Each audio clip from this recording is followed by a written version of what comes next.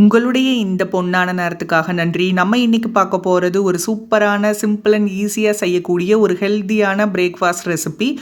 உளுந்து அடை தான் பார்க்க போகிறோம். வாங்க எப்படி செய்கிறதுன்னு பார்க்கலாம். ஃபஸ்ட்டு இதுக்கு ஒரு மிக்சிங் பவுலில் 1 கப் உளுந்து எடுத்துக்கலாம். வெள்ளை கருப்பு எது வேணாலும் எடுத்துக்கலாம். 1 கப் உளுந்துக்கு 1/4 கப் பச்சரிசி ரெண்டையும் ஒன்றா சேர்த்து நல்லா அலசி எடுத்துக்கலாம். அலசி எடுத்து இது மூழ்கிற அளவுக்கு தண்ணி ஊற்றி 3 மணி நேரம் ஊற வச்சிடலாம். இப்போ 3 மணி நேரத்துக்கு அப்புறம் பார்க்கலாம். நல்லா ஊறிடுச்சு பாருங்கள். இப்போ இந்த தண்ணியெல்லாம் வடித்து எடுத்துட்டு ஒரு மிக்ஸி ஜாருக்கு மாற்றிட்டு ஓரளவுக்கு பருபருன்னு இருக்கிற மாதிரி அரைச்சி எடுத்துக்கலாம். நைஸாக அரைச்சிட வேண்டாம், தண்ணியெல்லாம் விட தேவையில்லை. இங்கே பாருங்கள், இந்த மாதிரி நம்ம அரைச்சி எடுத்துக்கலாம். இப்போ இதை ஓரமாக வச்சுட்டு அடுத்து ஒரு பேனில் 1 டேபிள் ஸ்பூன் போல் எண்ணெய் சேர்த்துக்கலாம். எண்ணெய் நல்லா சூடானதும் 1 ஸ்பூன் கடுகு நல்லா வெடித்ததும் 1 ஸ்பூன் கடலைப்பருப்பு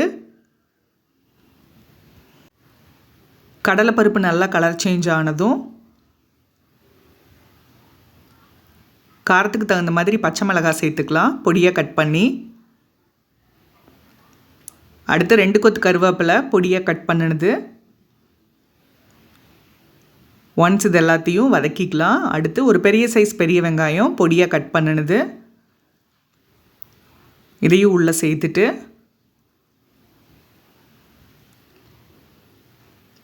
வெங்காயத்தை நல்லா வதக்கணும்னு இல்லை, ஓரளவுக்கு வதங்கினா போதும்.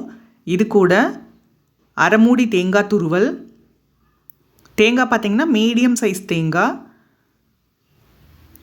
இதையும் ஒன்றா சேர்த்துட்டு ரொம்ப வதக்கணும்னு இல்லை, ஓரளவு வதங்கினதும் கொஞ்சமாக வேர்க்கடலை இந்த மாதிரி இடிக்கல்லில் லைட்டாக இடித்து சேர்த்துக்கோங்க.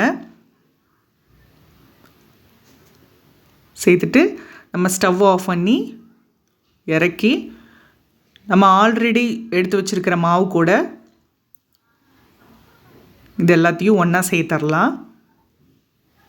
சேர்த்துட்டு லைட்டாக ஆற விடலாம். கை பொறுக்கிற சூடு வந்ததும் தேவையான அளவு உப்பு சேர்த்துக்கலாம். சேர்த்துட்டு இந்த உப்பெல்லாம் நல்லா கலக்கிற மாதிரி கலந்து விட்டுருங்க. நல்லா கலந்துட்டு பாருங்கள், இந்த மாதிரி கெட்டியாக தான் வரும், தண்ணி விட தேவையில்லை. தோசைக்கல்லை சூடு பண்ணிவிட்டு கொஞ்சமாக எடுத்து இந்த மாதிரி எவ்வளோ லேசாக தட்ட முடியுமோ அந்த அளவுக்கு தட்டிக்கோங்க.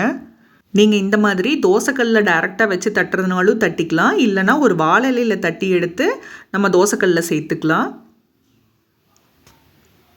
நம்ம சுற்றியும் எண்ணெய் விட்டுக்கலாம். ஒரு சைடு வெந்ததும் நம்ம எல்லா கார்னரையும் எடுத்து விட்டு நம்ம திருப்பி போட்டுக்கலாம். வேக வைக்கும்போது மீடியம் ஃப்ளேமில் வச்சு வேக வைங்க, அப்போ தான் ஈவனாக வேகும். இந்த ரெசிபி பார்த்திங்கன்னா நம்ம டக்குன்னு ஈஸியாக செஞ்சிடலாம். இப்போ அடுத்த சைடு வெந்துருச்சு. இப்போ திருப்பி போட்டு பார்க்கலாம். இந்த சைடும் நல்லா கலர் சேஞ்ச் ஆயிடுச்சு. இந்த ஸ்டேஜில் நம்ம வெளியே எடுத்துடலாம். இப்போ பார்த்திங்கன்னா நம்மளோட சூப்பரான இந்த ஹெல்த்தியான உளுந்து அடை ரெடி ஆயிடுச்சு. இது ஒரு தேங்காய் சட்னி, ஆனியன் சட்னியோட சாப்பிட்றதுக்கு அவ்வளோ சூப்பராக இருக்கும். நீங்களும் வீட்டில் ட்ரை பண்ணி பாருங்கள். அறுசுவைகளும் சங்கமிக்கட்டும். அனைவரது இல்லங்களிலும்